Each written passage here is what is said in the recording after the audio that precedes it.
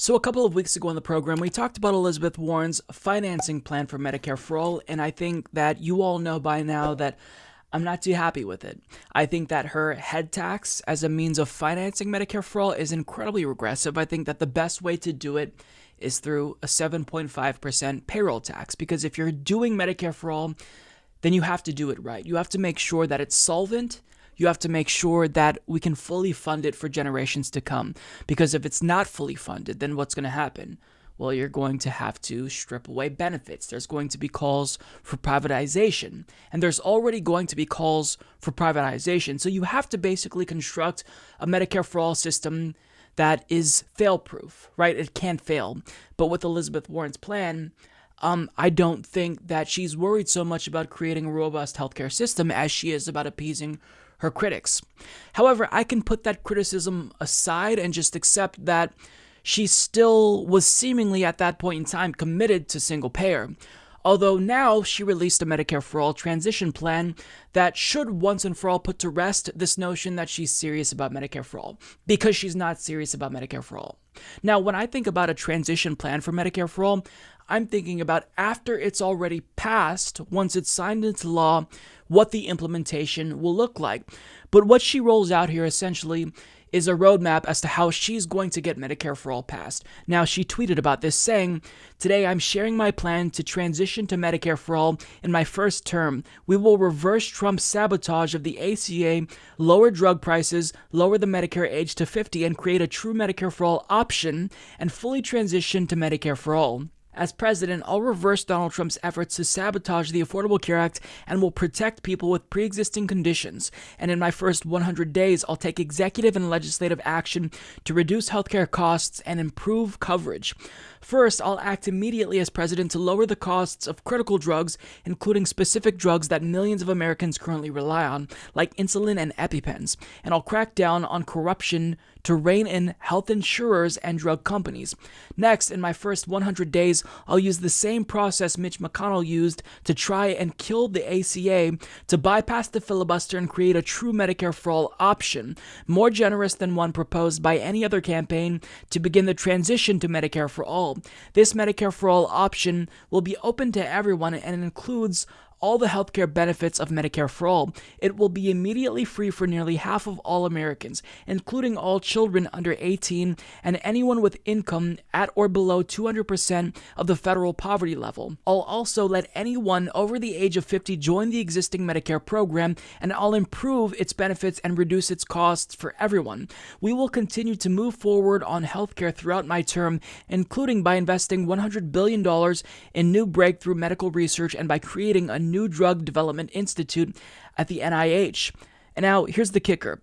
By the end of my third year, I'll fight to pass legislation to complete the transition to Medicare for All. Once millions have experienced the full benefits of a Medicare for All option and compared it to the corrupt and wasteful system we have today, the people will demand it." Now, if this were just one policy proposal where you pass Medicare for All and it starts out with a public option that you can buy into, and then towards the end of the third year, everyone's enrolled in Medicare for All, that would be one thing.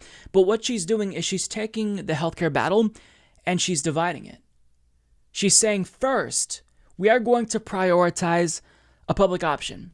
We're going to have a means-tested public option, Medicare for All who wants it, if you will, and we're going to pass that. And once I've finished fighting for that, once I spend all my political capital fighting on that, after the first midterm of my presidency, assuming I'll be able to hold on to the House and the Senate, which Obama and Trump were both not able to do, but she's going to be different, assuming she'll still have the House and Senate in her third year of her first term, well then, that's when we're going to fight for another piece of major healthcare legislation, Medicare for All, and I'm going to get all of this accomplished while not having a real grassroots movement behind me, fighting with me for this. This should tell you that she's not serious about Medicare for All. Her priorities are laid out right here. She's prioritizing a public option, and Medicare for All, she's not prioritizing that. She's willing to wait until the third year of her presidency, when she probably will lose popularity like most presidents do, and not have Congress behind her, And that's when she's going to fight for Medicare for all. So that way, when it inevitably fails, she can throw her hands up and say, well, look, I tried. She is not serious about Medicare for all. Now, the thing that irritates me, I think, the most is that actual well-meaning people, proponents of Medicare for all, like Pramila Jayapal and Adi Barkan, they're touting this as a brilliant move by Elizabeth Warren to get Medicare for all passed. But this is not Elizabeth Warren playing 4D chess. This is Elizabeth Warren communicating to you in a pseudo-wonkish, unnecessarily convoluted way that she, in fact, is not serious about Medicare for all. And what she's trying to do is appease progressives and centrists at the same time by adopting both of their plans. And really, if you think about it, she's adopting one plan, a public option, because if you are prioritizing one plan over the other, then you're not serious about the other plan, right? Because if you want Medicare for all, we all know there's no reason to disaggregate this fight, to divide up healthcare reform. You just pass Medicare for all with all the issues that we have to address: climate change, campaign finance reform, student loan debt cancellation. Why on earth would you choose to create another obstacle for yourself when you already know that this is going to be a massive battle? A public option will be a gigantic battle. But now she's saying, I don't want to just wage that massive battle. I want a second massive battle to deal with. I mean, look, she's not serious about Medicare for all. Now, I think that Carl Begier of Jacobin perfectly illustrated how this is actually going to play out. During the first legislative push, Republicans would argue that Warren's first bill is a radical communist government power grab doomed to dysfunction and failure, and single-payer activists would be backed into either abandoning the project or insisting that yes, the public-private plan is actually quite reasonable and good. This would, one, split the movement along entirely predictable lines that are completely familiar to left organizers. Let's work with Democrats versus we must hold the line. Two, undermine the commitment and investment of activists who have reluctantly decided to support a bill that is at odds with what they think really needs to happen with healthcare in the U.S.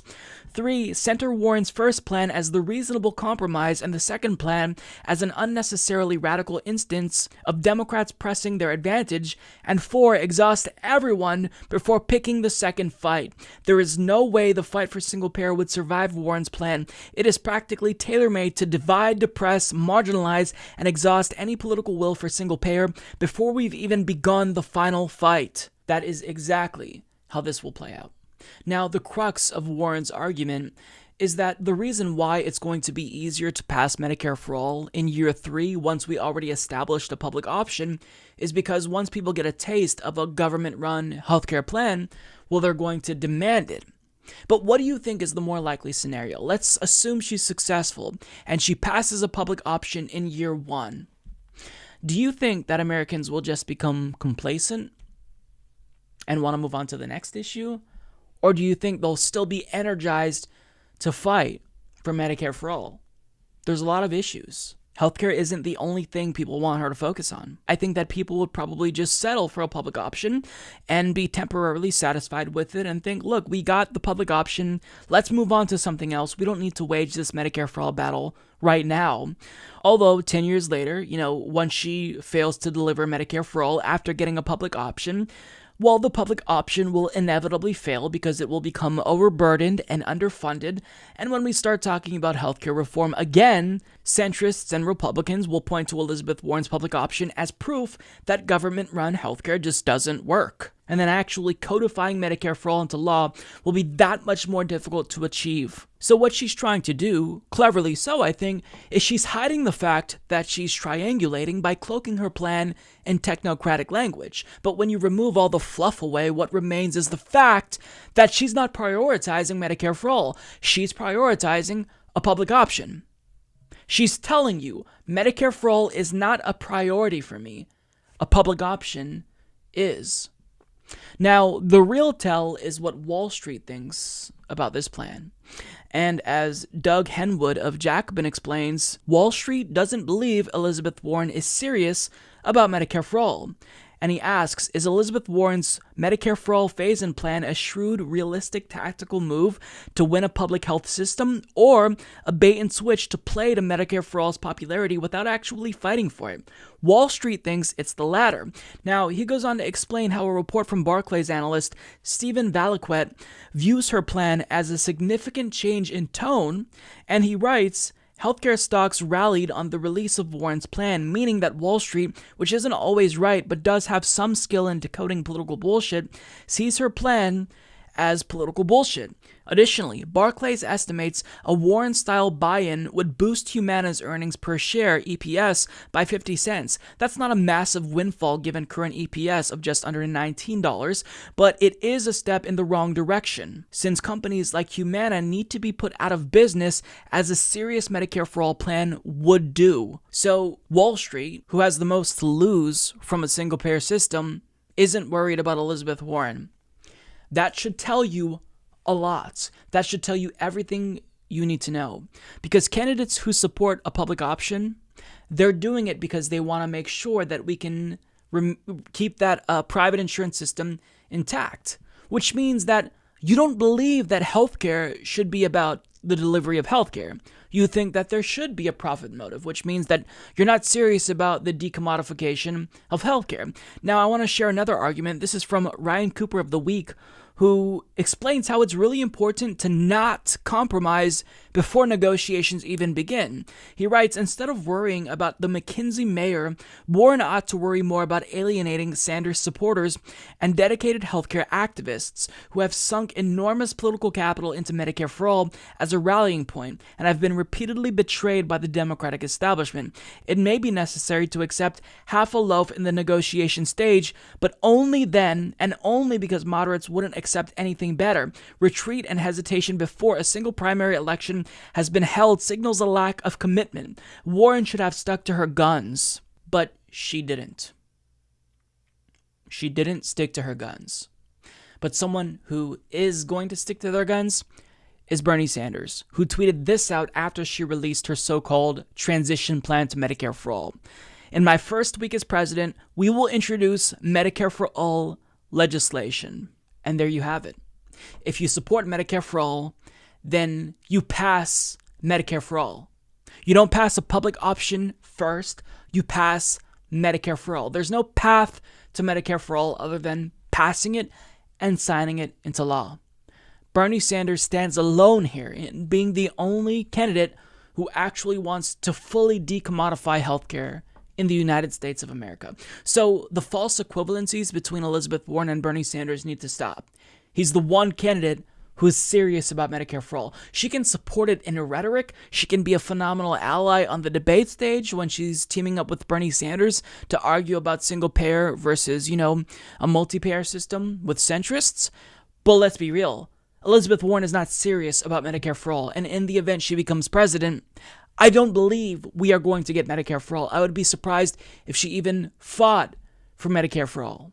Bernie Sanders is the only candidate who's proposing a true single-payer system that I know will fight for it. Other people are not serious about it. You can get Tulsi Gabbard's single-payer plus, I guess the plus signifies plus private, which means it's multi-payer, where she's basically creating a plan that sounds like a two-tiered system, which is garbage. You need to take the profit motive out. Or Elizabeth Warren, who will pay you lip service and say she supports Medicare for All, but she's not going to prioritize it. I mean, look, if you truly believe in Medicare for All, if you want people to stop dying and going bankrupt, if you want a healthcare system that strips out that profit motive and gets rid of private insurance, there's one candidate who has made it crystal clear they're going to fight for it. It's Bernie Sanders. And if you're not going to prioritize that on day one, then you're going to put it on the back burner and it's not going to pass. So Elizabeth Warren is no Bernie Sanders. And I think to call Elizabeth Warren Diet Bernie Sanders, I think that's giving her too much credit as well. She's not even Diet Bernie Sanders, right? She is a fairly left-leaning Democrat in the Senate comparatively, but she's nowhere near Bernie Sanders, domestically and on foreign affairs. On domestic policy, she doesn't believe in 100% student loan debt cancellation. She doesn't believe in medical debt cancellation. On foreign policy, she's atrocious. It's Bernie Sanders. Rally behind Bernie Sanders if you actually want someone who will bring about structural change in this country, because Elizabeth Warren isn't going to do it. And I think she's made that clear throughout the course of this primary. You could support the Humanist Report at patreon.com/Humanist Report. But trust me, I'd have way more supporters on Patreon if that was my podcast. Sad.